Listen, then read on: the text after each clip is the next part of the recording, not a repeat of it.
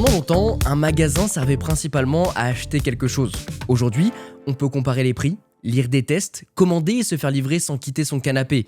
Pourtant, les marques continuent d'investir des sommes gigantesques dans leurs boutiques, parfois jusqu'à transformer un simple chantier en attraction touristique. Apple a fait de ses magasins une extension physique de ses produits, Louis Vuitton transforme des façades entières en malles géantes, Nike propose de personnaliser ses vêtements et Samsung présente des boutiques comme des terrains d'expérimentation. Alors pourquoi les magasins veulent devenir des lieux d'expérience et surtout, à quoi ressemblerait le magasin dans lequel nous aurions réellement envie de passer du temps ? Eh bien on va répondre à ça aujourd'hui. Bienvenue sur Bubble, le podcast où on prend le temps de comprendre ce que la tech change vraiment dans nos vies. Je suis Quentin et je suis accompagné de Mathieu et de Rewan. Comment ça va vous deux ? Eh ben, écoute, Très bien. On est bien. On est très bien. Oui, bien. Je profite de cette intro pour vous glisser les petites recommandations. N'hésitez pas à soutenir le podcast en mettant vos petites 5 étoiles. Ça fait toujours plaisir et ça soutient énormément notre travail. N'hésitez pas aussi à interagir avec nous via la bulle vocale qui est directement en description. Vous posez votre petite question ou alors si vous voulez pas parler, je sais que certains ont un petit peu peur de ça, n'hésitez pas à vous rendre sur mon compte Instagram ou le compte Instagram de Bubble pour nous poser des questions. Comme ça, on pourra les lire directement si jamais vous êtes un petit peu embarrassé, timide. N'hésitez pas à lâcher la voix. À enregistrer vos petites questions. Ouais. Mais en tout cas, on est ravis de faire ce petit sujet. Très cool parce que on sent qu'il y a un vrai shift et on aime bien sur Bubble, si vous prenez un petit peu du recul sur les derniers épisodes qui sont sortis, un petit peu analyser le marché, comment ça se travaille, parce qu'il y a énormément de nouveautés, de nouveaux acteurs et des changements, quoi. Tiens, d'ailleurs. Allez, vas-y, dis-nous. Par exemple, pour le problème de faire ses courses depuis Internet, il faut savoir que le coût d'acquisition client, donc ce qu'ils appellent le CAC, sur le web, il a bondi de 25% en 2 ans en France. Donc, c'est énorme. Je m'attendais à plus, en vrai, mais déjà, 25%, ça veut dire que les magasins...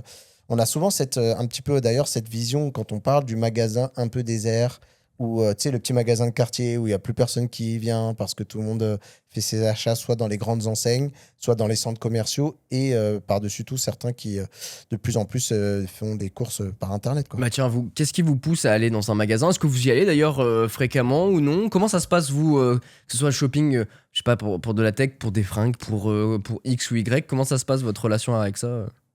Alors, je vais commencer par la tech. Moi, c'est un peu spécifique parce qu'avant, je me rappelle que j'y allais beaucoup pour tester quand c'était possible, pour voir les trucs. Genre à la Fnac les sentir, la Fnac et tout ça. Tout ça. Boulanger, on a fait les 3 parce que... Fnac, Darty, maintenant, c'est le même groupe. Boulanger, effectivement, c'est un peu Fnac, séparé. Darty, J'y allais, effectivement. Auchan. Électrodépôt. Oui, Électrodépôt aussi. Ouais. En vrai, il y a ça pas de l'est, trucs d'expo. En ce moment, Électrodépôt, il y a des trucs sympas des fois au niveau des tarifs. Bien sûr. Ça reste un des plus intéressants, ouais. Donc pour la tech, je faisais à peu près ça. Maintenant, autrement, moi, je suis pas très fan des magasins. En fait, j'aime pas le principe de traîner dans les magasins. Je trouve que, en fait, quitte à acheter des choses, en fait, maintenant, je suis assez précis sur ce que je vais acheter. Je sais ce dont j'ai besoin. Donc, pour les courses, je fais en général des drives. Donc, tu commandes et tu vas chercher. Voilà, j'aime pas aller dans les rayons pour plusieurs raisons. Un, ça me fait perdre du temps plutôt que de dire je suis précis, je sais ce que je veux. En général, quand tu te trimbales dans les rayons, tu as tendance à acheter aussi autre chose, à te dire ah, ça c'est pas mal, donc ça c'est bon côté quand tu es au rayon légumes, quand tu es au rayon sucrerie, bof. Tu te fais envie de tout un tas de trucs. Et je sais pas, c'est peut-être aussi le dérangement, tu vois, le fait de se dire juste je prends la voiture. Non, mais je pense qu'il y a aussi on vit malheureusement une époque où de plus en plus on fuit la foule. Je pense qu'on est dans un monde qui est anxiogène aussi, avec tout ce qui se passe, on va pas se mentir. Et je pense que ça a eu une accélération avec là, on est un peu hors thématique, mais c'est vraiment, je pense que c'est un truc qui est palpable chez beaucoup de monde. Moi, perso, tu vois, par exemple, ça me depuis le dérange Covid, pas de faire il y a eu un gros avant-après. Hein. Tu trouves ? Ouais, quand même. Moi, sur la foule spécifiquement ? Sur la foule spécifiquement. Ah, moi, ouais. je sais que ça me l'a fait une fois quand j'étais allé en centre commercial, je sais plus ce que c'est le nom, à la Défense, bref. Westfield. Ouais, c'est ça. Et je me suis retrouvé à un moment vraiment dans un bain de foule parce que les gens bougeaient. C'était un samedi, je devais récupérer juste un truc. Et c'était pas une angoisse, mais c'était une prise de conscience de recul en mode waouh, il y a du monde, ça va vite. Là, j'ai J'ai plus Tu te l'habitude sens de ça. Quoi. un peu Un peu étouffé, un peu étouffé mais ok. pas, et pas submergé par tout le exactement. mouvement C'est et plus tout ça. submergé qu'autre chose. Effectivement, j'ai pas eu peur, mais je me suis dit waouh, Ouais. merde. Ok, J'ai moi pas l'habitude. bah, c'est peut-être moi, mais moi j'ai pas ça, enfin, ça m'a jamais fait ça. Après, la foule me rend pas spécialement inquiet ou quoi. C'est peut-être plus que ça me saoule, quoi. C'est tout, que les Oui, gens je pense que ça bousculent, fait la etc. flemme. Mais ouais, après, moi c'est vraiment centré sur moi-même l'expérience avec les Bien sûr, magasins, ouais. et j'ai l'impression qu'il y a peut-être à côté, ça fait un peu moins rêver qu'avant, tu sais. Un truc à la noix. Moi, quand j'allais déjà, moi quand j'étais plus jeune, c'était on va faire les courses, donc j'accompagnais mes parents. Et puis en général, quand ils étaient à la caisse, t'arrivais à t'extirper 2 secondes, t'allais chez Score Game, il y avait une Xbox qui était ou une PlayStation qui était en expo, et puis tu pouvais te taper une pouvais petite jouer, partie sur la console avant quand le temps qui termine, tu vois. Ah, et tu voyais le vendeur qui mettait son disque physique sur la console, tu sais, petit taquet au passage. Ouais. Non, mais en vrai, il y a aussi, pour moi, il y a deux histoires. Il y a ce côté où aujourd'hui, enfin, il y a le côté un petit peu anxiogène de la foule, des fois qui est présenté un petit peu de manière maladroite par les médias traditionnels, tu sais, les chaînes d'infos qui parlent des soldes et qui te montrent un amas. Et il y a aussi le côté, je trouve, qui a le lore qui a vraiment un petit peu mis à mal les boutiques. C'est le côté, c'est moins cher sur Internet. Mais toi, c'est quoi ta relation avec Moi, en le vrai, je fais physique? plus du tout de boutique. Et en vrai, c'est pas pas envie. Déjà, c'est par le fait que je dépense extrêmement peu. Par exemple, pour les sapes, maintenant, je suis très pro Vinted. Tout simplement aussi parce que j'ai envie de reporter des vieilles marques que j'ai aimées à mon époque, qui certaines n'existent plus et tout. Donc, plutôt le côté, je vais aller chercher sur Vinted Tu ces vas marques-là. chiner un peu. Ouais, et je trie par marque spécifiquement en disant, tiens, j'ai envie de remettre des marques. Alors, des fois, il y a du éco et tout ça, avec des marques qui sont pas forcément disparues, mais qui sont moins chères aussi par le côté, c'est moins cher. Et vraiment, des fois, pour l'instant, mon expérience sur la seconde main, pas spécialement Vinted, on va pas faire que de la pub à toutes ces enseignes, mais le seconde main, j'ai été plutôt agréablement surpris de l'expérience, c'est-à-dire que les gens, quand ils disent il est en tel état et tout, finalement, Oui, ils jouent ça le c'est jeu, quoi. vrai et tout. Ouais. Bien sûr. Parce qu'il y a, je pense, côté notation et réputation qui fait qu'il y a des espèces de garde-fous. Et par exemple, moi, je sais que ma meuf, elle est anti-course. Moi, vrai, tu vois, traîner dans les allées d'un grand magasin pour les courses alimentaires, ça me dérange pas. Elle, c'est pas son truc. Donc, elle, carrément, elle se fait livrer. Même pas, elle m'envoie, tu vois. Elle m'envoie dans des drives. Je l'ai fait, mais c'est assez rare. Elle se fait livrer. Elle a des, tu vois, Si tu fais des des grosses goûts de courses avec service les de enfants, luxe. ça peut même être gratuit si tu as un certain montant de panier. Donc en vrai, je peux comprendre, ça peut être rentable.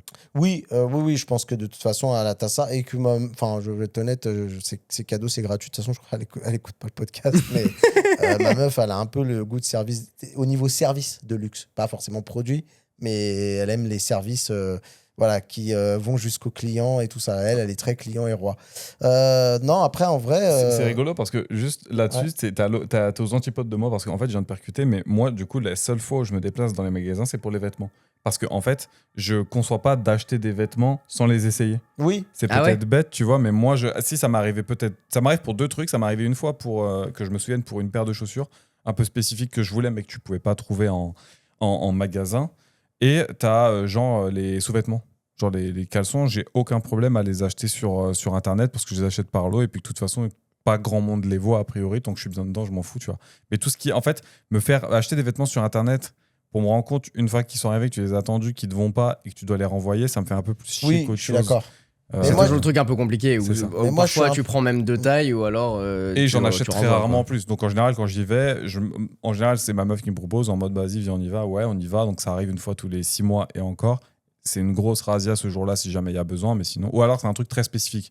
La dernière fois, genre j'avais besoin d'un costume, je me suis déplacé dans un Là, magasin pour un pour costume, acheter je me déplace aussi, je vous Ouais, rassure, bah, je j'achète peux pas sur comprendre. Vinted. Oui, mais Je parce que c'est comprends. du sur-mesure, demi-mesure ou alors juste pour essayer un costume pour voir si ça Si te va ça bien. te quoi. va et tout, et puis que je voulais l'essayer avec quelque chose. Mais enfin, pour les sapes, vraiment, c'est peut-être le seul truc où je me déplace dans les Moi, magasins. c'est juste pour pas me taper la honte dans les mariages, histoire d'avoir un costume qui est à peu près raccord avec mon corps. Mais je suis même pas dans la mesure, dans le truc. J'avoue, j'ai un grand détachement vis-à-vis de la sape aujourd'hui, de la mode et tout. Je pense que c'est aussi une question d'âge. Mais par contre, j'aime bien retrouver l'atmosphère des sapes que je mettais quand j'avais 20 ans et tout. Comme aujourd'hui, je suis un peu mon propre patron, tu sais, c'est le plaisir d'être auto-entrepreneur et du coup, en gros, tu te sapes un peu comme tu en as envie. Et du coup, je me remets à me mettre des sapes un petit peu comme j'aimais à Tu te l'ancienne. sapes pour l'image que tu veux donner. Ouais, En mode, en fait, moi, c'est plus pour me underground. remettre dans un truc. Moi, j'aime bien le style streetwear hip-hop et tout, un peu à avec la ghetto l'américaine. plaster et tout. Et tout, mec. Avec Et- les et- baggy. Et en vrai, je suis quelqu'un qui abîme très peu ses vêtements. Et en fait, et j'ai la chance d'avoir pris un peu de poids, mais pas tant. Et comme je mettais des baggy à l'époque, j'ai un peu de marge limite. Ah, yes. Tu vois. Donc aujourd'hui, un baggy peut devenir un fit. C'est bénef. Toi, tu te déplaces un peu? Écoute, très très peu. Parce que déjà, tous les produits tech, par exemple, je les commande. Et Je que c'est vais, rarement rentable de les acheter en magasin. Hein. Et que c'est. Bah, généralement, enfin, par exemple, si on prend l'exemple d'un produit Apple ou des trucs comme ça, C'est vrai. c'est À la la limite, c'est le même même chose. prix. À la limite, c'est le même prix. Mais alors, parfois, ça m'est arrivé de me déplacer en Apple Store, soit parce que j'étais à côté, que je faisais d'une pierre deux coups, ou bien que c'est pour aller rapidement. Donc, je Et c'est vais pour- sur Paris récupérer un produit Et pour t'as aussi ramener. cette urgence de l'avoir pour ta vidéo et tout ça. Voilà, Donc, des c'est fois, ça, tu c'est sécurises aussi. Exactement, c'est plus en ça que je me déplace pour la tech, sinon je commande tout, hein, clairement. L'alimentaire, on fait un drive, on va chercher, je mets pas un pied dans les rayons. De toute façon, il y a cet effet qu'on appelle dans la famille l'effet magasin. Dès que j'arrive dans un magasin, mon cerveau se déconnecte. C'est que j'ai des yeux vitreux, je erre comme un zombie Ouais. dans les allées parce que, en fait, je suis perdu dans ce genre de truc. C'est vraiment pas mon rayon pour le dire. Donc ouais, non, moi je suis lobotomisé par ça, je me déplace absolument plus. Les seules fois où j'ai fait des magasins, du coup, pour des fringues, parce que sinon j'achète que en ligne et effectivement parfois je dois renvoyer parce que ça me va pas ou quoi que ce soit, c'est parce que c'est du demi-mesure ou du sur-mesure c'est ça, ou c'est- parce que j'ai vraiment vu un truc en ligne et j'ai envie de l'essayer parce que je vais bientôt partir et donc du coup il y a ce caractère un peu urgent. Mais sinon, pas du tout, quoi. Mais je pense qu'on se regarde, on est finalement de manière différente mais commune, les mêmes profils. C'est-à-dire que je pense qu'on fait partie d'une généralité de gens qui nous écoutent. D'ailleurs, dites-le nous dans les commentaires. On va plus trop en magasin, quoi. Bah, disons que Internet a rendu la chose tellement plus pratique. Le magasin physique doit vraiment désormais rendre le produit beaucoup plus désirable pour te faire te déplacer. Et en ça, il y a une complication parce que tu retrouves la même expérience finalement en ligne, si ce n'est pour les magasins, enfin pour le fringue, pour la fringue, où tu dois vraiment essayer. Et en fait, et on en parlait un petit peu en off, et c'est important d'en parler, c'est que le caractère humain dans les boutiques, à mon sens, change tout. On Je suis en d'accord. parlera un petit peu après. Ouais, je suis d'accord. Mais je peux vous faire un exemple très clair. Je suis allé du coup dans ce fameux Westfield. Non, c'était même pas là d'ailleurs, c'était Les Quatre Temps à Levallois. Ah non, bah non, c'est pas ça. Mais c'était. So West. C'est peut-être. Ben voilà, c'est ça. Mais il connaît tout. connaît Il a tout de ouf, la rêve de tout. J'ai l'impression Le mec, d'être il va jamais, mais littéralement à côté il connaît de tout. Google Maps qui est à côté de Wad, frère. Et bah là-bas, exactement. Et bah pour ceux qui connaissent pas, c'est un très très grand centre commercial. Bref, je vous fais pas le dessin.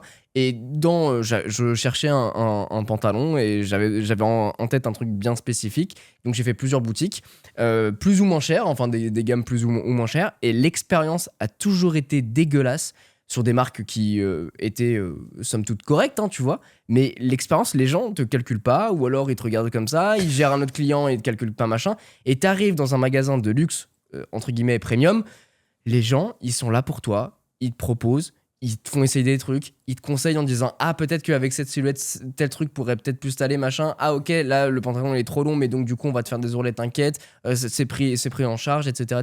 Ça, alors, et en vrai, je suis assez d'accord avec toi, mais je veux juste mettre un petit grain de sel là-dedans. Le truc, c'est que déjà, dans les magasins plutôt premium, sans aller sur de luxe, mais effectivement, les magasins où, typiquement, quand tu vas acheter un costume, en général, c'est une certaine somme, en général, à 3 chiffres. Et en général, c'est un truc que tu essaies de garder un peu longtemps. Les mecs vont passer moins de monde. Donc, ils sont moins, tu sais, tout le temps dans le rush en mode, ah, faut que je fasse tel truc, machin. C'est pas qu'ils travaillent pas. C'est juste qu'ils ont plus de temps à accorder et qu'on encourage d'avoir plus de temps à accorder avec les gens.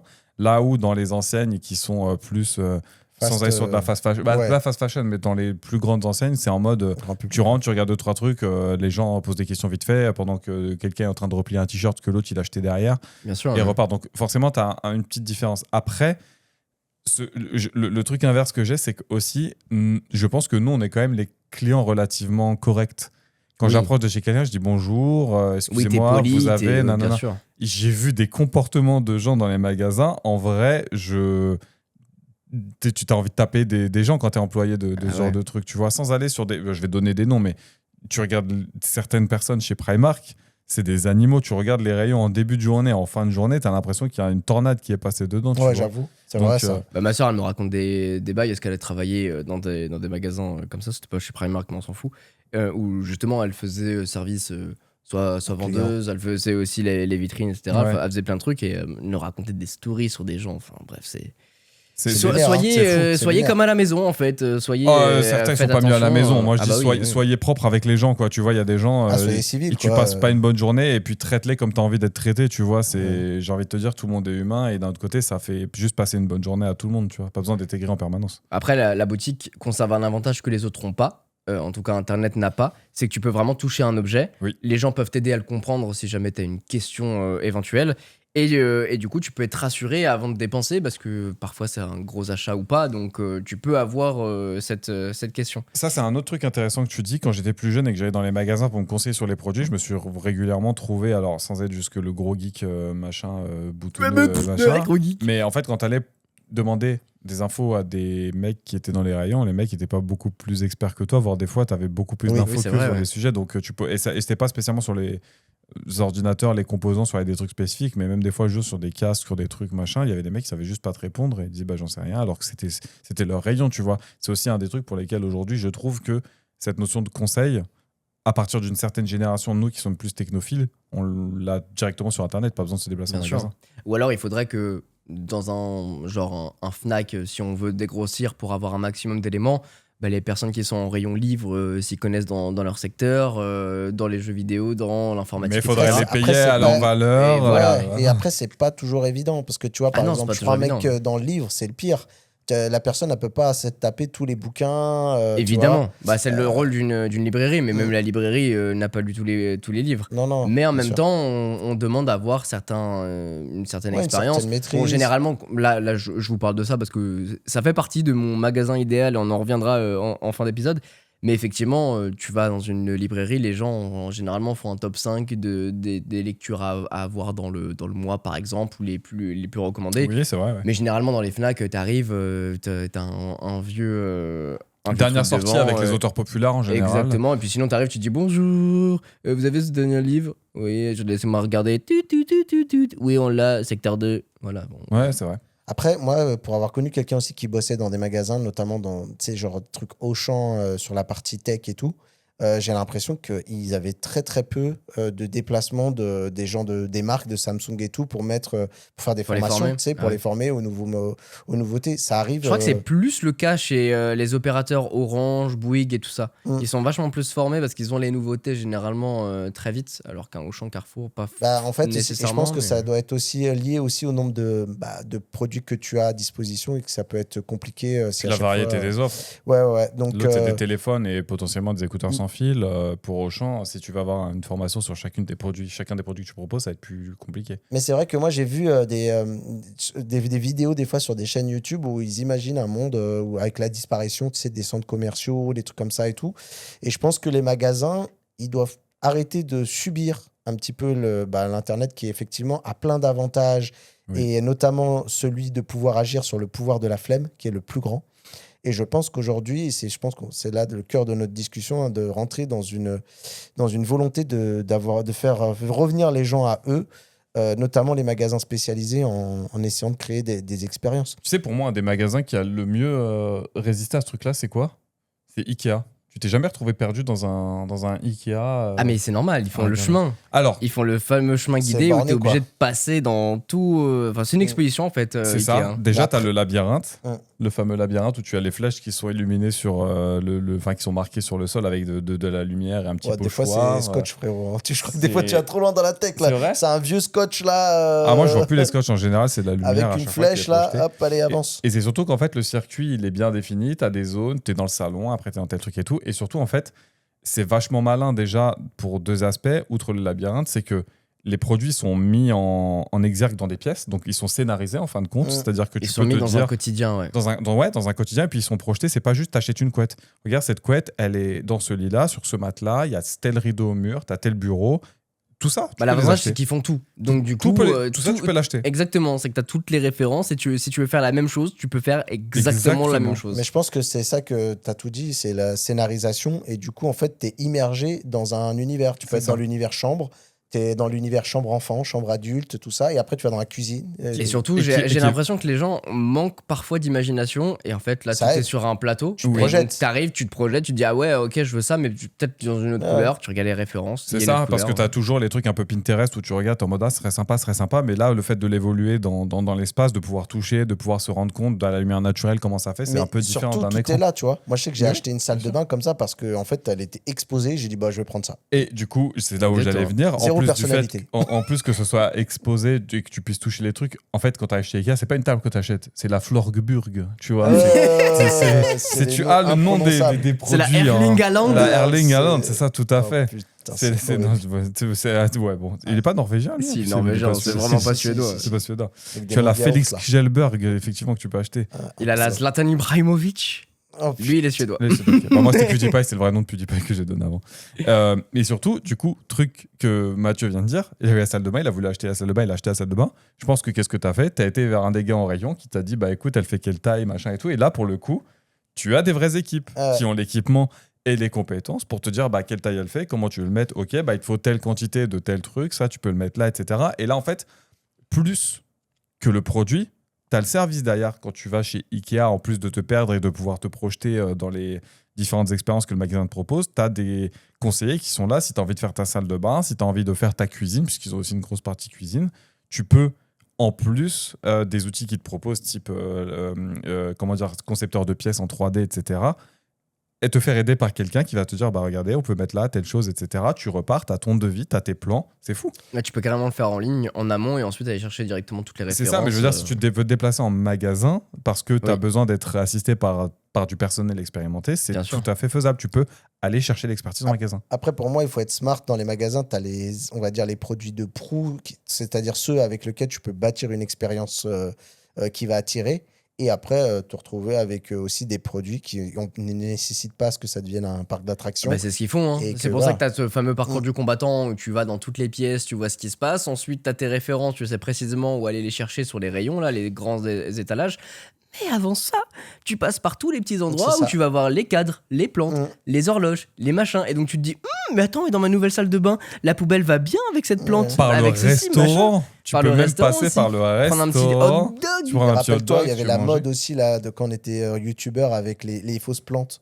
Tu sais, il y avait MKBGG, il avait sa fausse plante. Après, on s'est tous Et fait J'en avoir j'en des ai deux fausses dans le couloir, évidemment qu'elles viennent de là. plantes. C'est ça. Mais Ikea, c'est vrai qu'ils sont très très forts là-dedans. Et à mon sens, il y a aussi une grande entreprise qui a très bien joué cette carte. Oh. C'est Apple. Bah, Bah c'est oui, bizarre. il faut- Comme c'est bizarre venant de toi.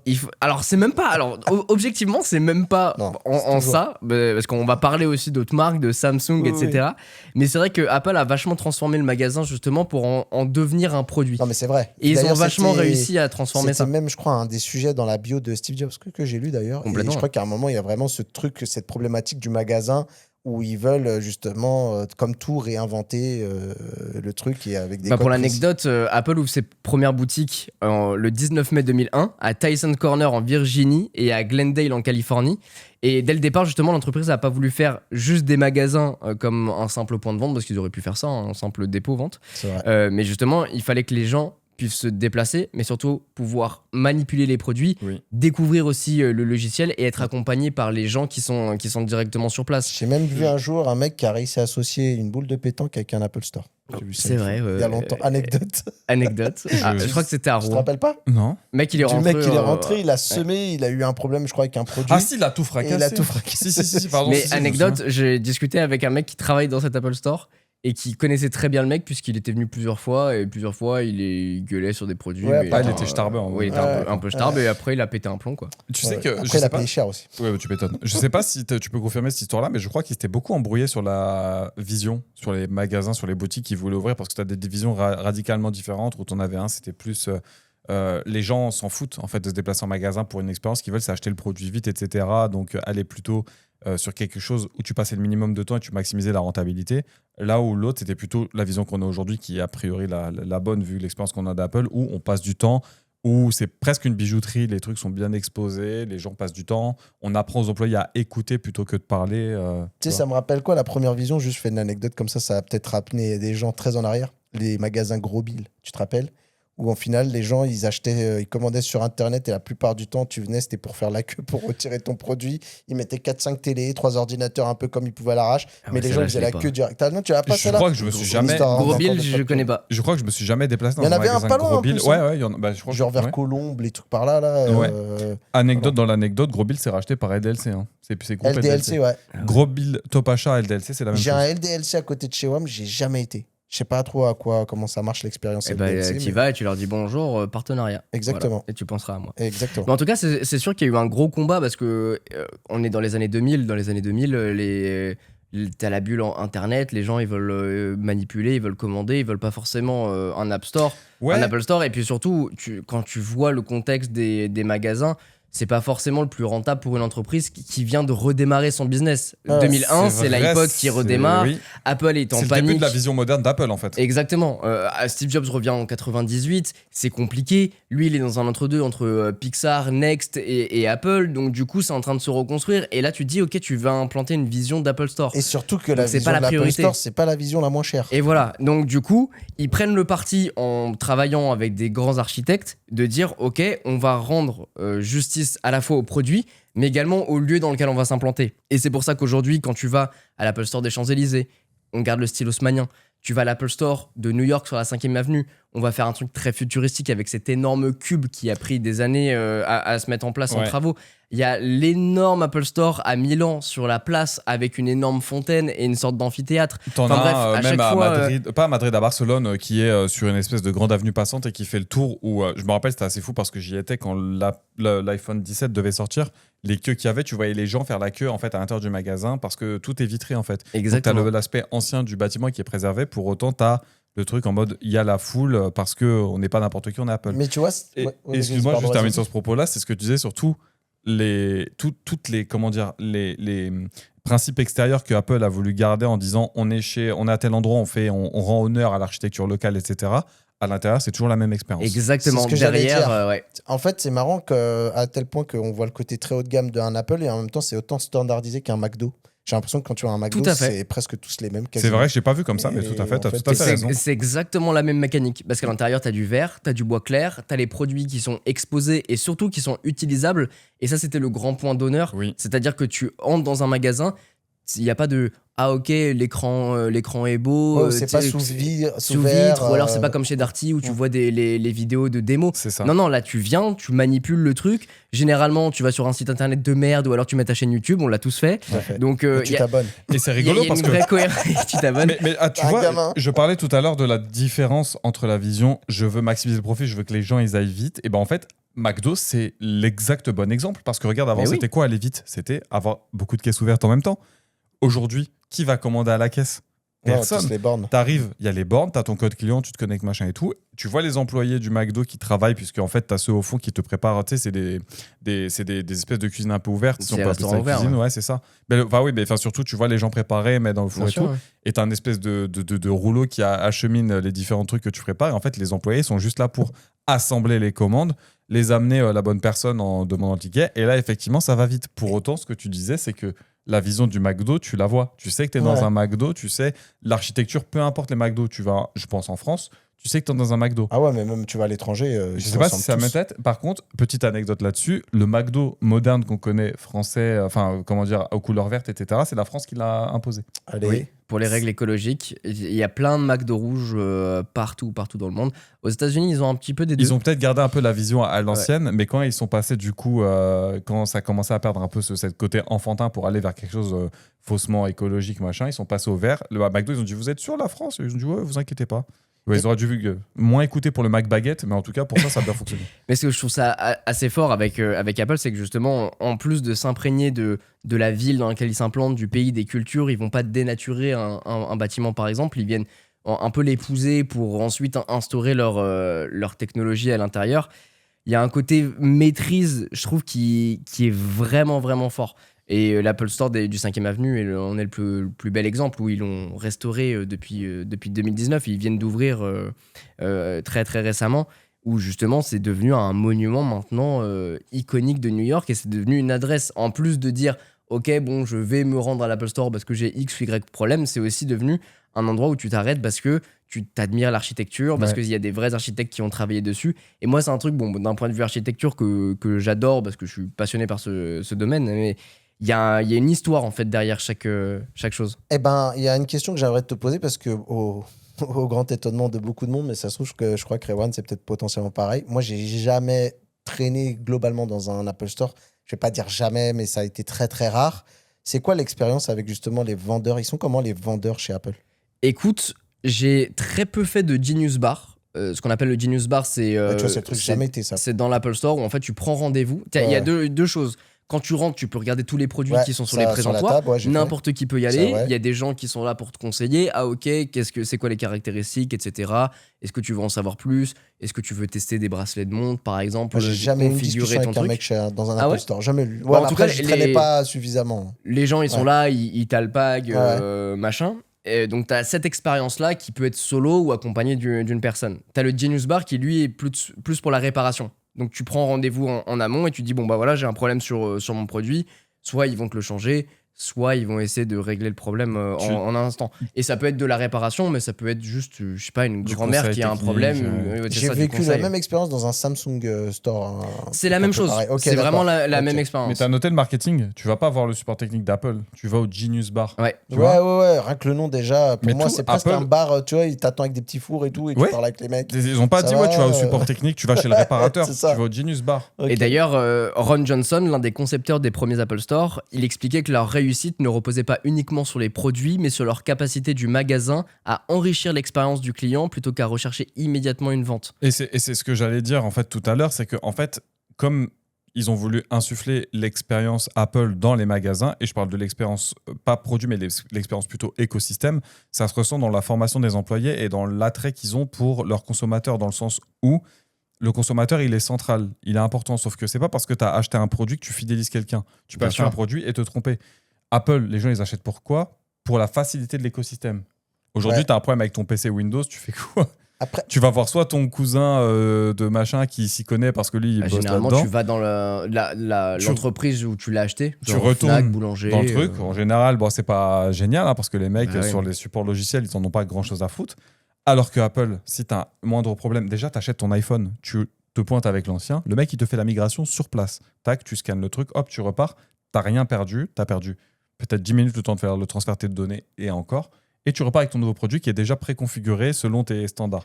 Et même si tu as un problème technique un peu casse-pied, tu te rends au Genius Bar ou quoi, tu as toujours quelqu'un pour t'aider, qui t'assiste, etc. Et c'est une expérience qui est vachement plus simple et qui fait écho à l'entièreté Alors, de l'écosystème Apple. ouais, il y a un truc, depuis que tout ce qu'on est en train de parler là, il y a un truc qui vient de venir taper un peu dans le cerveau. C'est vrai qu'aussi, il y a une caractéristique chez Apple, c'est que, et qui le diffère de beaucoup de magasins, c'est que globalement, quand les gens rentrent dans des Apple Store, c'est souvent une clientèle acquise. C'est-à-dire qu'effectivement, moi, Ah, je trouve pas que que, hein. ouais, je sais pas, je trouve que dans À le chaque paradigme... fois que j'y vais, il y a. C'est vrai Alors, bon, déjà, quand j'y allais, surtout soit à Paris, soit à New York il y a 2 ans, parce que j'ai fait tous les Apple Store, je me suis amusé à les faire, et du coup, je restais un peu soit pour mater l'architecture, soit pour voir un petit peu, prendre la température. Hmm. Et au contraire, non, pas du tout. Ah Il y a ouais plein de gens qui viennent pour découvrir. Alors à Paris, genre Apple Store d'Opéra, c'est plein de gens qui viennent genre des Émirats Arabes Unis, Chine, des trucs comme Ah, ça, bah, qui du sont coup, ultra ouais, intrigués et soit Ah qui ouais veulent les acheter pour Ok. pour changer leurs produits, ou alors parce que la dernière fois j'avais j'ai capté une conversation des gens qui discutaient avec un vendeur en disant Quand t'es dans Euh, un Apple Store, c'est un stalker, quoi. mais moi j'adore, mais moi Fouillez-le. je suis là, je guette, tu sais, je suis avec les AirPods mais pas en réduction de bruit, Ouais, donc en j'entends mode- ce qui se passe autour de moi. Et le mec, il était ultra vénère, il était avec sa femme et ses enfants, j'imagine. Et le gars il disait, mais putain, j'ai acheté le dernier Samsung S25, c'est une énorme daube, il faut vraiment que tu me changes, c'est quoi ton truc? Et le gars devait lui pitcher en gros comme s'il était chez Shark ou alors Ah ouais, qui d'accord. veut être mon associé en disant vas-y pitch-moi ton truc. Et c'était trop drôle. Ok. Mais Moi, ouais, j'avais généralement plutôt il y a cette plus de idée culture. Mais effectivement, les gens, ils sont des. Enfin, il y en a rien pas que la mal qui sont renommée quand de la même, marque, tu vois, même si les gens connaissent pas les produits, ils connaissent la renommée de la marque et tout ça, c'est un peu une valeur sûre. Donc, je trouve que quand même être vendeur chez Apple, c'est quand même cool dans l'ensemble où il y a une grande partie du boulot par la puissance des produits et de la puissance de la marque qui fait Et que puis- c'est facile. Et puis les personnes qui y travaillent sont vachement formées aussi. Et ça, Ouais. ça joue vachement. Avant d'y rentrer, il faut quand même avoir une certaine formation. Bien sûr. Et il c'est y a pour ça un que- autre truc aussi Vas-y. dont je vais vous emmener, c'est qu'aujourd'hui, Apple tente de faire de ses magasins un lieu public. C'est pour ça que ça s'étend. Et par exemple, on peut parler de Union Square, l'Apple Union Square en 2016, qui a vraiment misé sur le côté place publique. À Milan, là, il y a un Apple Store qui s'appelle la Piazza de je sais pas quoi, où justement ils ont fait une énorme fontaine, une sorte d'amphithéâtre, et les gens peuvent s'y installer. En plus, t'as le Wi-Fi gratuit, t'as toutes ces choses-là, et limite, demain, il y a un café qui ouvre à côté, le Mac Café, c'est ok, tu vois. Et surtout, ça représente un statut social. C'est en mode, ouais, quand tu veux bosser, tu vas à l'Apple Store. Pourquoi? T'as ton Mac, tu peux prendre ton petit latte, tu t'installes dans une ambiance un petit peu cool, un petit peu bobo, si je peux m'autoriser le terme. Et en fait, ça reflète une certaine appartenance à une certaine classe sociale. Et en vrai, c'est bien parce que ça valorise les consommateurs qui s'autosuffisent dans cette espèce de mode de consommation. Et maintenant, ils misent aussi vachement sur l'aspect communautaire avec les Sessions at Apple. Je sais pas si vous en avez déjà entendu parler. Jamais du tout. Soit tu vas sur l'application Apple Store, oui c'est ça, l'application Apple Store, et en plus ils ont fait les choses malins, dès que tu rentres dans un Apple Store, ça pop sur ton iPhone, donc du coup il te permet d'avoir les trucs qui vont se passer, les événements qui vont se passer C'est vrai dans cet Apple Store, Putain, ça, c'est fort. les produits évidemment si jamais tu dois scanner quelque chose, mais du coup tu peux avoir des ateliers consacrés à la photo, au design, au dessin, à la vidéo, à la découverte même des appareils quand un nouvel iPhone, un nouveau Mac viennent de sortir. Et parfois, c'est plusieurs événements dans une même journée, un événement par soir. Pendant la fête de la musique, par exemple, il y avait différents ateliers. Il y en avait un d'ailleurs qui était GarageBand, tout ça, là. ouais, bah alors c'était pas avec GarageBand, mais c'était avec Carafun. L'autre application c'était Just Dance, machin. Ils ont condensé. C'était JB qui a hosté ce truc-là. Il y a d'autres événements. Moi, j'ai rencontré des personnes qui, de par un événement qui se passait à Madrid quelques mois auparavant sur le mobilier design, et ben c'est des Français qui sont venus présenter comment eux ils travaillaient le design de leurs produits. C'était même pas des produits tech, hein, c'était vraiment comment eux utilisaient l'iPad dans leur activité Ok. pour faire des sculptures, etc. Donc il y a beaucoup de sessions comme ça. Si jamais ça vous intéresse, n'hésitez pas à aller vous rendre sur les différents Apple Store. Vous voyez les Today at Apple et vous savez éventuellement qu'il peut y avoir différentes. Mais je pense que ça, c'est différents cool ateliers, parce quoi. que justement, c'est. Et c'est gratuit, hein. Ok. Bah, c'est ce genre d'expérience qui fait ramener les gens en magasin, qui donne envie de se déplacer parce que tu y vas pour vivre cette expérience. Je pense que c'est stimulant potentiellement. Alors, peut-être pas pour tout le monde, mais pour certains vendeurs qui ont l'impression de casser un peu la routine aussi. Donc, Je pense, ouais. Et puis il y a ce côté appartenance dont tu parlais, où effectivement, avoir un iPhone, c'est ok, c'est beau, machin, mais le fait de dire, ok, comment je peux mieux l'utiliser, et ben je vais avoir des ateliers, comment certaines personnes Ouais. l'utilisent, et donc du coup, je peux m'en inspirer, et surtout dans des domaines qui diffèrent, liés à la créativité, et évidemment à l'usage de ces produits, hein, ils vont pas utiliser un Samsung, mais il y a une certaine cohérence, et une continuité, je trouve, qui est intéressante. Et je parlais tout à l'heure de Ikea, le fait que tu mets en scène certains objets que tu peux acheter dans des scènes, etc. C'est Apple, pareil. Mais c'est exactement pareil, au point où, en fait, même un truc à la con, mais je sais pas si tu as jamais remarqué, mais en général, si tu arrives dans un Apple Store, bon, toi, tu y vas pas, mais l'écran, il est jamais correctement. L'écran, il est jamais correctement Il parle de orienté. moi, hein, Non, mais pour c'était le- vrai, je veux dire. C'est vrai, mais c'est parce que tu l'as dit tout Il a à l'heure. regardé. Il n'y va Alors, pas, parle mais de comment moi. tu l'as Après, dit, il n'y a je te pas dis, l'image, il n'y a pas la moi, je vidéo, te- mais Je c'est te dis, là-dessus. les seules fois où j'y allais, c'était avec un pote qui avait besoin d'y aller. C'est Je ça, n'y mais vais moi jamais aussi. pour moi. Mais moi aussi. Et en fait, un Et truc quand à la j'y allais, con- c'est avec genre des mecs, genre. Je sais pas si j'étais avec Quentin, mais j'étais avec JB. Ouais. Tu sais, genre, t'arrives là-bas, limite, le vigile, il lui claque la bille. Bah, c'est bien le mec sûr, qui bah, est c'est chez la lui, maison. quoi, en fait. Il a la maison. JB, c'est The Collection. Donc, en vrai, j'ai même pas vécu une vraie expérience magasin Apple parce que il m'a fait monter à une étage. Je me souviens plus trop de l'anecdote où on est monté. C'était n'importe quoi. Dans les C'était- bureaux, lui, il a été. Tu claques la bise à Je Tim crois Cook qu'il une fois a- par an, de toute façon. Donc, Il a été engueulé le proprio du magasin en disant ça, tu vas en passer, ça va pas. Non, je rigole, je plaisante. Mais rien à voir, c'est le mec. les écrans de tout ce qui est MacBook Air et tout est jamais bien mis pour que tu le vois. Donc toi, ton réflexe, c'est quoi? C'est que tu vas juste le pousser et tu commences à utiliser le produit. Et c'est une stratégie hyper maligne qui est 100% consciente par Apple. Tu commences à le toucher, tu commences à t'en servir, tu commences à l'apprécier, tu as envie de l'acheter. Et tu commences à te projeter en disant ah bah il sera à la maison, il serait plutôt bien. Et puis Tout voilà. à fait.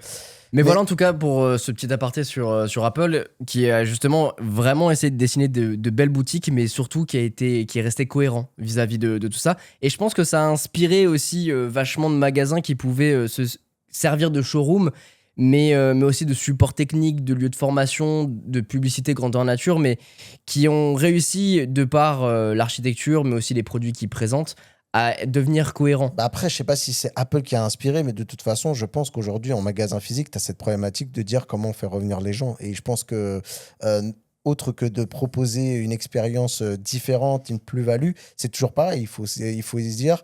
Moi, je pense que si je suis un mec qui vient pour coacher des magasins, je leur dis, mais qu'est-ce qui fait que les gens, ils auraient envie de se déplacer chez vous, quoi? Bon, on Mais- peut parler de Nike éventuellement. Ouais. Oui, tout à fait. Nike qui a plusieurs... alors, ils ont différentes boutiques, mais surtout, ils ont ce qu'ils appellent le House of Innovation à Paris, mais ils l'ont aussi à New York, par exemple, qui propose, par exemple, des rendez-vous qui s'appellent des Nike by You, et en fait, tu vas pouvoir prendre un produit et le personnaliser. Oui. Rajouter un tag. Je sais que quand j'étais allé à New York, c'était au moment du marathon, du grand marathon de New York, et du coup, tu pouvais faire floquer le dessin que tu veux. Il y avait plein d'illustrations différentes par rapport liées au marathon, et donc tu pouvais repartir avec ton produit tagué. Tagué. Unique. En tout cas, floqué, unique, avec tes appréciations. Pareil pour des casquettes, des choses comme ça. Ouais, Donc, t'as pas que ça. Quand tu vas chez Nike, dans certains grands magasins, c'est pas tous le cas, mais t'en as où, au-delà de simplement te vendre des produits, tu vas avoir des équipements de sport. Donc tu vas avoir des tapis de sport, tu vas avoir des tracés et tout, pour, si tu as besoin d'équipements un peu spécifiques pour la course ou quoi, les tester directement sur place. C'est hyper malin de leur part parce que, encore une fois, Nike, quand tu regardes des pubs, les pubs, elles sont faites pour le sportif, pour la personne qui repousse ses limites, L'athlète. pour l'athlète, etc. Tu regardes les pubs Nike, c'est rarement des pubs qui sont autour de produits. Ils sont autour de l'image que les athlètes ont, de l'image de la performance, l'image du summum tu vois, de... Je fais un tout De petit l'athlète. aparté sur Nike, mais vous trouvez pas que c'est un peu la... Alors, c'est pas du... Comment dire? C'est pas du fast fashion, Nike. C'est du produit très bonne qualité, mais grand public. Oui. Oui. Tout le Pour monde moi- peut s'acheter du Nike. Mais, je suis Mais vous d'accord. trouvez pas que c'est une marque qui, dans l'image, dans la notoriété, fait ultra premium? Alors, pour moi, tu as deux segments parce que tu as le Nike Premium qu'on voit à la télé qui a vraiment de l'innovation, qui révolutionne certains codes, notamment sur, on les avait vus sur certaines des disciplines sportives type course où ils avaient des chaussures, tu sais, des marathons, ils avaient des chaussures vraiment pour certains athlètes qui avaient gagné le truc, je sais plus comment ça s'appelle, mais une type de chaussures bien particulière ou quoi. Donc, ils ont des équipements très très précis avec beaucoup de recherche, développement, etc. Mais tu as beaucoup de sportswear chez Apple. Bien sûr. Chez Apple, je suis encore chez Apple, moi, chez Nike. Et en fait, le sportswear, c'est quoi?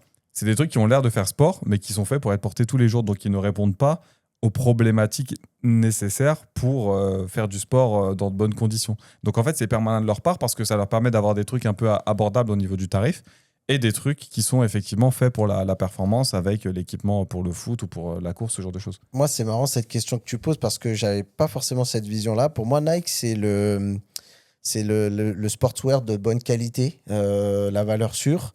Mais par exemple, moi, ce que je mettais avant, alors je sais pas si c'est encore le cas aujourd'hui, mais à mon époque, pour moi, le Lacoste était genre le premium, tu vois. C'est le truc qui coûtait, qui Ouais, devenait mais un peu Lacoste, inaccessible. c'est Mais plus, c'était pas du Yves c'est- Saint Laurent, tu vois. Le Lacoste Non, n'est pas du Yves mais Saint Laurent. pour moi, tu vois, Lacoste, par exemple, je le mets à côté de Ralph Lauren. Je suis d'accord. Je le Ouais. mets pas du tout en rapport avec Nike. Pour moi, tu peux Oui, mais du regrouper coup, pour moi, Nike Adidas, n'est pas etc. premium, tu vois. Oui, mais c'est premium Ralph dans sa Lauren catégorie. Pour Et moi, d'ailleurs, c'est on le voit, comparé, Nike s'associe vachement à Apple, par exemple, ou alors là, pour le coup, pendant la Coupe du Monde. Donc, ils ont toujours cette image très, très forte. Et on le voit, toutes les applications, par exemple, sur le téléphone, sont noires et blanches. Elles sont toutes comme ça.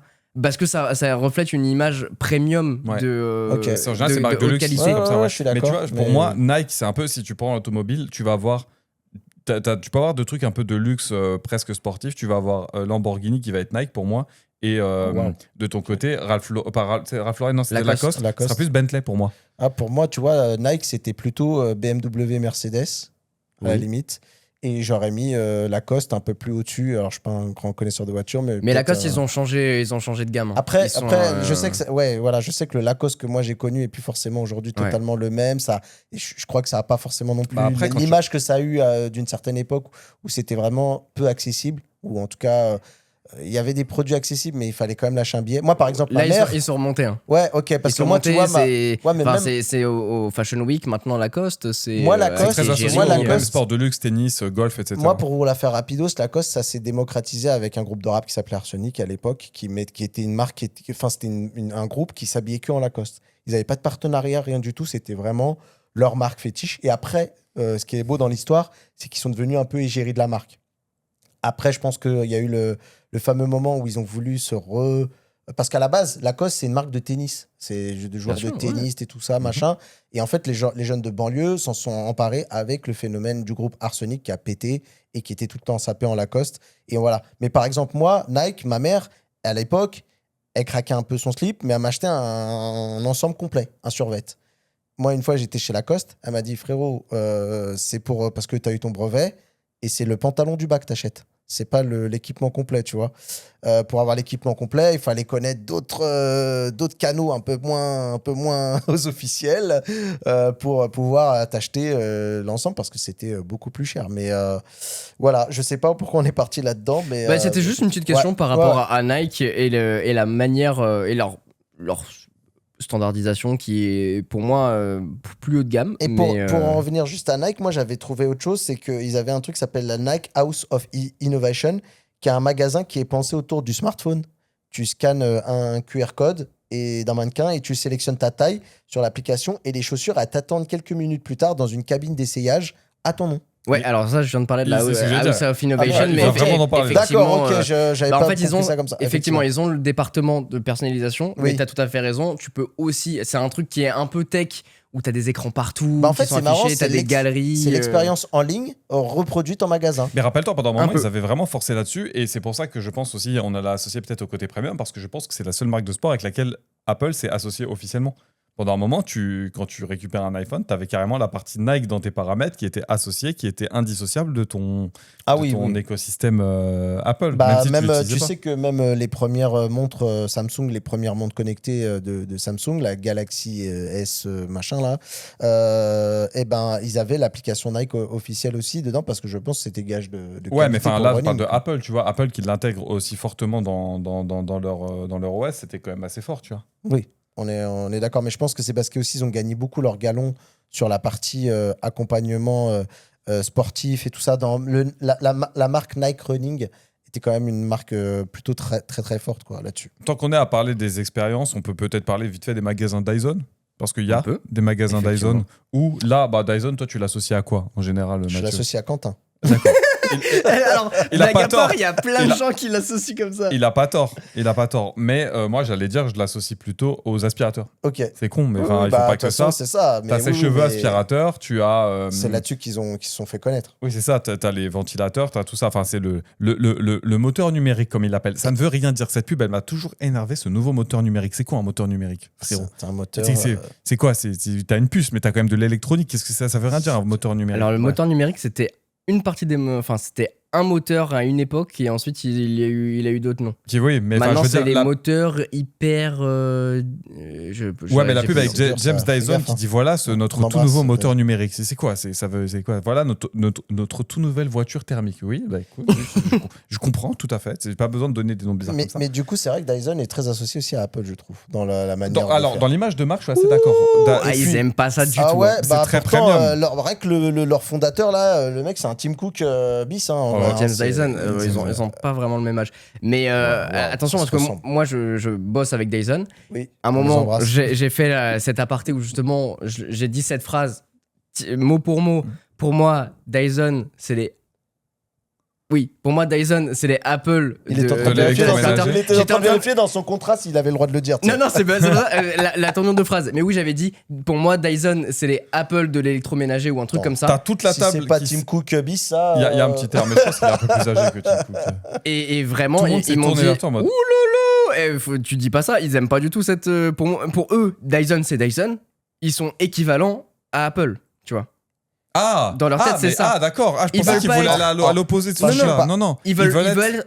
Pour eux, ils sont au même niveau. C'est pas. Ils sont le Apple de tel secteur, tu vois. Ils s'inspirent pas de eux. Exactement. C'est ça que je comprends. On a notre image. Peut-être qu'on a une image de premium, etc. Mais c'est pas Apple qui nous le donne. C'est nos produits qui sont créés avec notre réflexion et pas l'inspiration. Non, alors tu pourrais dire, si je devais rectifier pour aussi faire attention au contrat de Quentin sur Dyson. J'ai pas de contrat, ça va. Tu sais qu'il y a des gens qui vont y croire. Oui, on blague. Il y a un peu de second degré dans ce podcast, il faut le dire quand même. C'est du même champ lexical. C'est-à-dire qu'ils ont un peu les codes très purs, très blancs, très minimaliste. Ils jouent vachement sur le côté minimalisme, effectivement, sur le côté ingénierie et sur le côté beau produit. Ils viennent de la même école. C'est ça qu'on veut dire.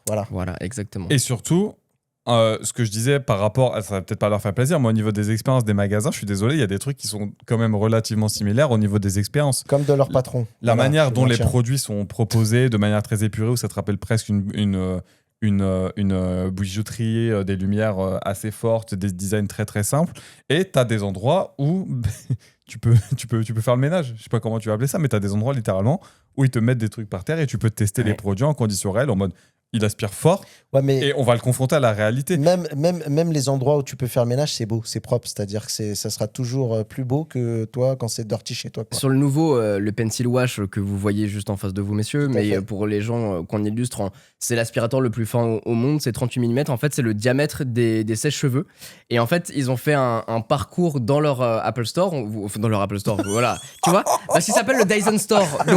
Donc évidemment, mais ça n'a rien à voir le avec live, Apple, c'est là. Quentin, hein. Ça n'a rien, c'est un hasard. C'est une glissade. Dans le Dyson Store de Paris à Opéra, qui est non loin de l'Apple Store Opéra d'ailleurs. Vous pouvez y aller, il y a tous les produits. Vous pourrez faire un bisou aux personnes qui y travaillent. Faites pas ça, si Vous allez- Faites pas ça, vous allez finir en prison. Vous pouvez effectivement l'utiliser, il y a un parcours, vous pouvez monter sur le mur pour dire regardez comment il est flexible. Et à ce même endroit-là, vous pouvez vous faire coiffer par des personnes en utilisant les produits Dyson. Mais ça, tu vois, c'est le genre d'expérience qu'il faut mettre en œuvre quand tu es une boutique, que tu sois une grande boutique ou pas une petite boutique. C'est le genre d'attention qui fait que les gens, ils veulent venir, tu vois. Ils viennent pour tester un produit, ils se font coiffer. Il faut qu'il y ait une expérience un peu inédite et limite qu'il y ait un service qui soit rendu dans le magasin. Je pense que c'est ça la bonne phrase. Soit parce que tu te fais coiffer, soit parce que, on peut en parler aussi rapidement, comme ça je le glisse, les magasins Gentle Monster, qui apparemment aussi, donc c'est une marque de lunettes coréenne, qui ont une boutique qui ressemble à des expositions d'art contemporain.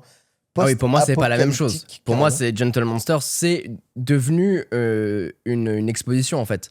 Ils Ouais, sont ouais. plus centrés, c'est pas quand tu rentres chez un opticien, tu vois des lunettes partout. Là, t'es vraiment dans un magasin avec une approche différente où tu rentres avec une expérience. Voilà. Tu rentres, il y a deux concept stores qui existent. Il y a le House Nowhere et tu vas aussi avoir je l'ai plus en tête. Eh ben, Il y a l'autre, il y a le House je sais pas quoi, qui sont à Séoul, bref. Et en fait, ils ont des expériences différentes. Le House Nowhere, par exemple, c'est là où tu vas avoir le Future Retail, c'est comme ça qu'ils l'appellent, où tu as tout un corner où tu vas avoir une sorte de récit avec des animaux géants, des Il y a des sortes robots d'aliens, géants des aussi, robots, etc. Donc c'est une marque Mais- qui mise plutôt sur l'expérience. Et ensuite, éventuellement, tu vas avoir les Mais lunettes. tu vois le cœur de mon propos. Oui, pardon, effectivement, tu vas avoir les lunettes. Qui d'ailleurs, presque les lunettes, apparemment, d'après ce que j'ai compris, elles sont presque cachées dans le magasin. C'est presque un élément Faut le secondaire du mériter, magasin. ouais.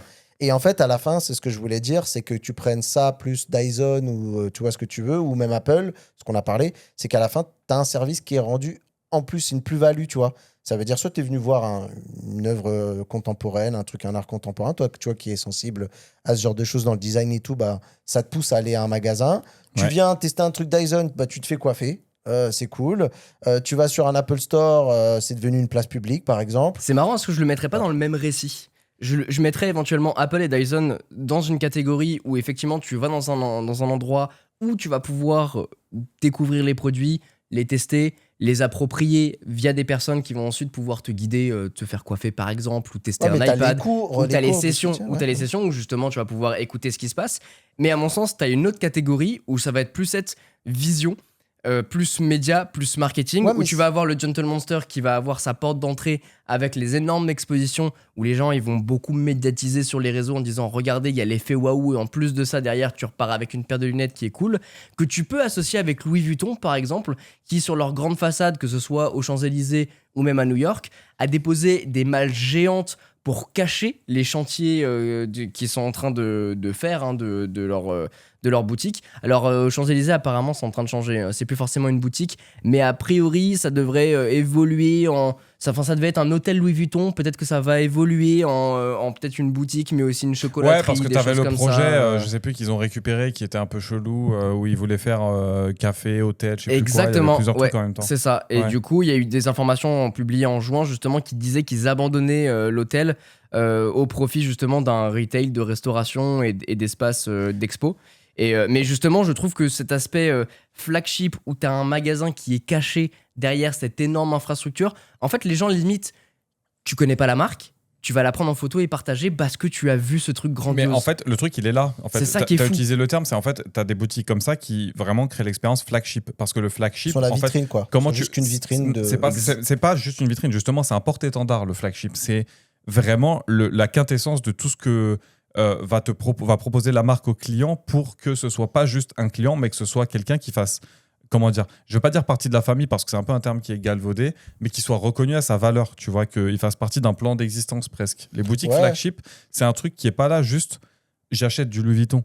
C'est la je suis scénographie qu'il y a quelqu'un, derrière. Ouais, puis même le service, t'arrives, tu prends le café, tu peux te poser, tu peux discuter, Eh ben, justement. tu peux prendre le temps de prendre le temps. En fait, c'est pas juste tu arrives dans une boutique, tu dépenses ton argent et tu pars. Mais- Tu passes un bon moment au point que de la consommation devient presque secondaire dans ton Mais esprit. c'est pour moi ce qui fait. C'est là où on un petit peu nos avis se séparent, mais c'est que pour moi, en fait. Enfin, je peux être d'accord, en fait, un peu avec ton point de vue. Ah C'est oui, juste on pour peut moi, avoir en des fait, visions différentes, c'est ouais. juste pour moi, tu vois, qu'il y a un lien de tout ça. C'est que c'est un service qui est rendu. Bien sûr. Tu vois, quoi Oui. qu'il en soit, tu peux même Je juste comprends. venir voir une œuvre contemporaine. Bah, t'es venu voir, tu repars avec ces souvenirs-là. T'as avec eu une toi. expérience Voilà, avec. tu as une expérience. L'autre, tu viens faire un cours. L'autre, tu viens tester le produit et tu te fais coiffer. Donc, tu n'étais pas venu pour te faire coiffer, mais tu te fais coiffer. Bien Il y a sûr. un service qui est rendu. Et je pense que c'est ça, pour moi, finalement, ce qui fait qu'on pourra avoir envie de retourner en magasin. Parce que, par exemple, tu as été dans ce magasin de Gentle Monster, tu as vu ça t'a peut-être touché, ça t'a peut-être ébahi et machin. Et en fait, tu as envie de dire, ah bah tiens, j'ai été voir ce magasin, il est génial et tout, parce que tu sais que j'ai un peu la même appétence que toi. Bah vas-y, viens, on y retournera. Je Et te au final, ça montrerai. devient une destination un petit peu comme l'Apple Store 5ème Avenue, où moi j'ai ce fameux jeu dès que je voyage dans un pays, aller dans ce fameux Apple Store. Mais effectivement, ça devient une étape en fait. C'est Bah plus ouais. juste une Ouais. boutique, c'est où il y a une boutique waouh, tu peux y aller, même si tu t'en fous du produit, tu y vas quand même. Et un truc à la noix, mais tu regardes l'Apple Store, t'as comment dire, des produits qui sont exposés, donc qui sont allumés, que tu peux toucher, etc. T'as 2-3 trucs, genre les coques, les écouteurs éventuellement, qui sont sur le coin de la boutique. Donc t'as pas tant de trucs qui sont proposés que ça. Au sous-sol. Tu as du stockage au Non, sous-sol. non, au sous-sol, justement, c'est là où t'as tous les accessoires. Ils te les montrent pas. Ah oui, non, mais ce que je veux dire, c'est qu'il n'y a rien de visible. Tu as du stock, mais qui est caché, qui est jamais visible. Tu vas avoir 2-3 coques qui sont mises les unes derrière les autres. Non, c'est histoire ça que de- je veux dire, c'est que généralement dans les Apple Store, quand tu Ouais. rentres, tu vas avoir le showroom avec tous les produits. il Parfois, faut que soit tu ils font un mur descendes. de coque, ou Ok. alors, justement, soit il faut que tu descendes ou peut-être dans une autre pièce où tu vois tous les accessoires qui y sont présents. Mais Et- ils sont pas à l'entrée. Et justement, tu viens de justifier mon point, c'est que en fait, Apple, dans le monde du retail, c'est la société qui a le plus de retour sur investissement par mètre carré.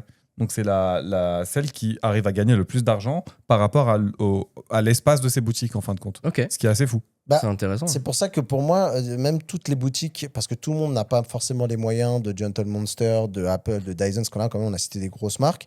Mais je peux nous ramener à une anecdote qui va te faire sourire, Quentin. Les boutiques peuvent aussi créer l'expérience. Et elles peuvent servir de quoi? Elles peuvent se servir, par exemple, de créateurs de contenu. Nous, on a vécu une expérience ensemble comme ça il y a un moment. C'était à la Fnac de la Défense, où on a été, on va dire, mandaté par Oppo pour venir un petit peu animer un corner chez eux, ce qu'ils avaient mis sur la Fnac. Et en fait, nous avons été un petit peu le relais de cette commercialisation en disant, bah tiens, on sera à la Fnac de la Défense. Si vous voulez venir nous voir, discuter un petit peu avec nous, parce que voilà, nous, ça nous ferait plaisir de rencontrer nos abonnés, et on sait qu'il y a certains abonnés, ils seraient contents de pouvoir échanger un petit peu avec nous. Et bah, ça a été le truc, et au final, nous, on a créé l'expérience autour de la marque. Rappelle-toi, c'était marrant, moi, j'avais ramené un Air Hockey, un tout petit Air Hockey que j'avais acheté là, qui faisait la blague. On avait organisé aussi des quiz sur la marque, un petit peu, et on avait dit à la marque, essayez de nous ramener quelques goodies comme ça. On fait gagner des petits goodies comme ça aux gens, et on avait créé un petit phénomène de groupement tout autour de la marque, et les gens venaient et ils avaient les téléphones à disposition et on pouvait discuter autour de notre passion. Alors, on n'a C'est pas parlé que de la exactement, marque, tu mais- vois, ce dont on parlait au début de l'épisode au niveau de la Fnac. T'arrives dans un corner, tu veux t'informer sur le nouveau téléphone, là en l'occurrence Oppo. Les gens ils sont pas forcément spécialisés, Oppo n'a pas fait de formation ou quoi que ce soit. Bah, ce genre d'expérience, ça fait que tu as envie d'y retourner puisque t'es arrivé à la rencontre. Bon, là c'était des créateurs qui étaient aussi entre guillemets embauchés pour ça, mais t'arrives dans un endroit où les gens connaissent le produit, tu peux partager l'expérience et savoir ce qui se passe. C'est fou. Et surtout qu'on Moi s'est- j'y vais tous les jours. on s'est préparé à ça et en plus, je trouve qu'on a augmenté un peu l'expérience, tu vois, en Ah bah créant, là, oui, en créant le oui, quiz, en c'est créant clair. un instant On de s'est fait chier. complicité et tout ça. Les gens, finalement, ont squatté le Fnac. Pas dire qu'on a fait des millions de ventes, mais je pense qu'on a laissé un beau souvenir et on a marqué un petit peu des points vis-à-vis de la marque Oppo, comme ça. Et puis, on va pas se mentir, nous, ça nous a fait bouffer, ça paye les factures. Et du coup, C'était un bon moment. et c'est surtout le moment de partager notre passion avec les gens. Et ça, c'est super cool. Donc, je pense que les marques, les boutiques, elles peuvent pas se dire juste ah ouais, mais bon, nous, on n'a pas les moyens, les capacités de faire ce que fait un Dyson, un Apple. Et ça. Oui, vous pouvez pas le faire tous les jours, mais il peut y avoir quelques temps forts à mettre en place pour faire ce genre de choses. Je parle pour nous Pour parce que bousculer. c'est nous, on l'a fait, l'expérience, donc on a été au cœur du système, donc on voit.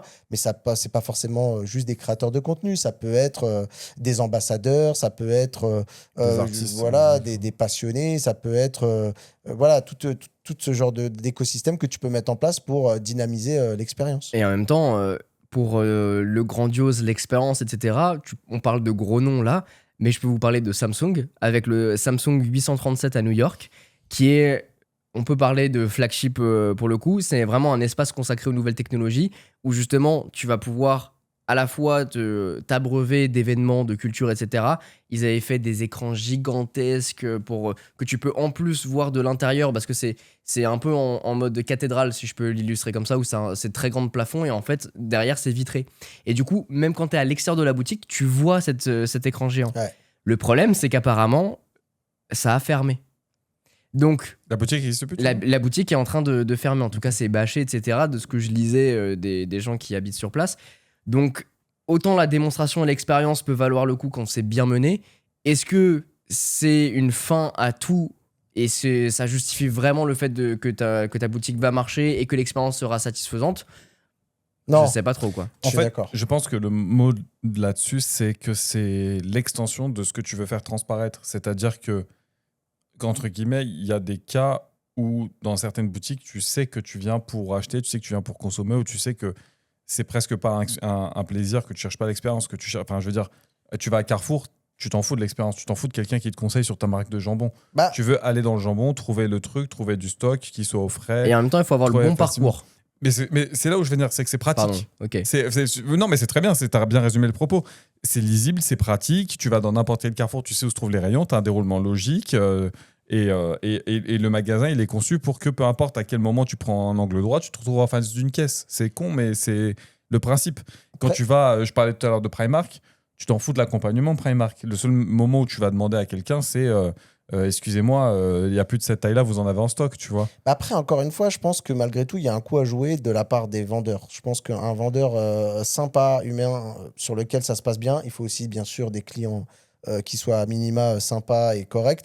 Je pense qu'on l'a dit en début de cette émission, mais quand même, un vendeur qui te laisse une bonne image, il contribue au fait que tu as envie À de revenir dans le l'appréciation. magasin. Ah, mais c'est clair. Mais ouais, mais tu sais, là, encore une fois, on parle avec notre point de vue à nous. T'as des gens qui font les courses et qui sont avec leurs écouteurs et qui veulent Bien le sûr. minimum d'interaction humaine. Et Et ça t'as existe. le contre-pied complet dont on n'a pas parlé, mais je crois que c'est les Amazon Go, ça s'appelle, les boutiques Amazon sur lesquelles t'as juste T'as pas de raison caisse. d'en venir, ouais. Tu prends tes articles, tu mets dans le panier et en fait, c'est scanné ou c'est détecté par des algorithmes IA dans les caméras et en fait, t'es facturé Ouais. après coup Mais sur ton compte Amazon sur ce que t'as pris. Je suis d'accord avec toi. Faut pas non plus forcément que les magasins deviennent des Disneyland géants tous à chaque fois parce que Mais- il y en a sur lequel c'est hors de propos et aussi il y a aussi un spectre de la clientèle qui, comme tu l'as dit, vient avec des écouteurs, veut juste ramasser Exactement, son truc et c'était partir. là où je voulais en venir. C'est que c'est vraiment ça doit transpirer l'image que tu veux donner de ta marque. Est-ce que si demain tu invites un écrivain pour tester ta nouvelle voiture de sport avec des routes, enfin du drift et tout ça, tu sais peut-être pas le mec que tu vas prendre, tu vois. Tu parles d'expérience très rapide, je viens, je prends mon truc et je me casse. Tu peux aussi jouer sur le fait que, parce qu'on on est beaucoup dans notre monde à nous, la technologie, il faut qu'il y ait des écrans, une expérience un petit peu transcendée, même si on a parlé de l'art et tout ça, des choses aussi très concrètes. Tu peux aussi jouer sur le côté mystère, c'est-à-dire tu rentres dans un magasin, tu sais pas trop ce que tu vas y trouver, mais tu as envie d'aller chiner, d'aller Bah, voir. Gentle Monster, hein.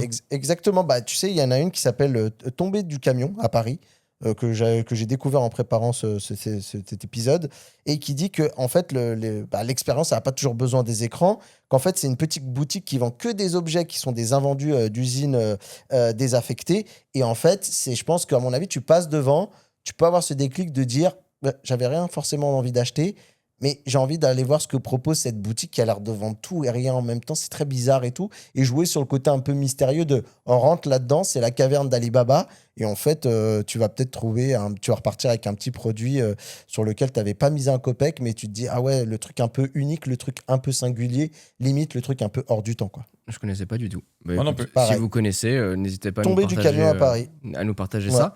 Écoutez, pour terminer, je vous propose qu'on construise un petit peu notre boutique idéale, Ok. en partant d'un magasin consacré à la technologie et au design, puisque c'est aussi le but de ce podcast. Je vous propose qu'on énumère les points qu'on ait envie, et puis comme ça, on se fait kiffer, quoi. Mhm. Allez. Qui veut commencer? Mathieu? Écoute, ouais, alors le magasin idéal pour moi, déjà, c'est le magasin avec des vendeurs qui sont contents de venir travailler. Ça paraît très con, mais en fait, on se rend pas compte de la puissance du fait d'être accueilli avec quelqu'un qui te fait juste un sourire et qui a l'air d'être confiant quand il te voit rentrer dans le magasin.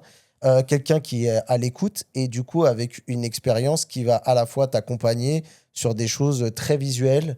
Moi, c'est vrai que bon, on est technophile, donc avec des écrans, des choses comme ça, et qui va un petit peu t'immerger. En fait, il t'accompagne sans trop te forcer la main, sans trop être trop présent, mais qui va contribuer à l'expérience globale du produit, en fait. Ok. Rewan, t'as une idée en tête? Ouais, moi je reprendrais bien l'exemple des ateliers dont tu parlais tout à l'heure. En fait, donc je rejoins le point de Mathieu sur le fait que des employés qui simplement apprécient ta compagnie, si je peux tirer un peu le trait comme ça, c'est primordial. Moi, dans mon magasin idéal, j'aimerais bien avoir l'aspect Genius Bar moins select, dans le sens où avoir des ateliers, à la fois du support pour les produits, mais surtout des ateliers qui te permettent juste d'adresser des problématiques liées à la conso. J'en parlais lundi dans mon actualité sur la Full Foundation avec les réparations, Louis Rossmann, etc. D'avoir des ateliers en mode, demain, apprenez, mais des trucs simples, genre à remplacer la batterie de votre ordinateur portable. Tu vois, pourquoi pas? Pas que ce soit spécifique aux produits qui sont vendus dans ma boutique, mais juste des trucs qui soient d'intérêt public pour la tech et pour la réduction du e-waste au global, et fait par effectivement des gens qui sont formés, mais surtout qui aiment faire ça. Parce qu'il y a Qui quelqu'un t'apprennent des intervenants finalement. mais surtout quelqu'un qui est animé par ces sujets-là, c'est quelqu'un qui est en général bon pédagogue, qui prend plaisir à le faire et qui fait Complètement. ce petit côté, tu vois, le petit truc en plus Passion, qui en fait que fait. t'apprécies être là, exactement. Ouais. Ouais. Et qui fait une ambiance un peu, je rajouterais, ambiance salon de thé ou, tu vois, café. C'est exactement un peu, moi je vois une ambiance Voilà. assez lo-fi moi dans ma Ouais, boutique idéale. Exactement. Tu vois. Toi, tu rajouterais quoi ça? Écoute, moi j'ai imaginé avec des vrais scénarios dans des vraies situations. Ok. Ok. Donc, admettons qu'on parle de produits technologiques. Donc là, on est dans le monde idéal, on fait un peu tout et n'importe quoi. Je serais vraiment dans une forme de loft en immersion de luxe pour chaque produit pour accompagner justement le mobilier et la technologie, où en fait chaque univers est représenté. Un salon avec l'ensemble des produits, que C'est ce vrai. soit mobilier Bien, j'avoue. et aussi tech, la chambre idéale. Un peu ce qu'on a le même des fois bureau dans complet. les conférences Samsung. Moi, je me souviens des conférences où ils s'immergent un peu dans un scénario Ouais, avec exactement. une ouais. famille qui est là et qui te montre la fonctionnalité pendant que l'autre parle. C'est ça, ben là en fait tu rentres dans le magasin et tu as cette expérience en te plongeant dans le salon, dans la chambre. On parlait d'IKEA, c'est l'exemple parfait. Les produits Sauf intégrés. que là, ouais. ça allie tech et design mobilier. Le côté domotique avec l'appartement connecté, il n'y a rien de plus frustrant que de voir des nouveautés, des choses et en fait de ne pas pouvoir les utiliser, les gérer, ça, c'est chiant. D'ailleurs, juste dans le Ikea, il faut aussi se rappeler qu'il y a un truc restauration. Enfin, je sais pas si c'est dans tous les Ouais, Ikea. on mais- en a parlé, on en ouais, a parlé. avec le hot Putain, dog et tout, Ok, j'ai rien dit. Il avait blackout pour Le mec, j'ai un malaise. blackout. J'étais exactement Quentin dans une grande surface, vitreux, C'est ça. tel un zombie. Mais pour prolonger l'expérience, j'aimerais bien rentrer dans le magasin avec une sorte d'espace exposition pour s'immerger via un artiste que tu peux prendre mensuellement, etc.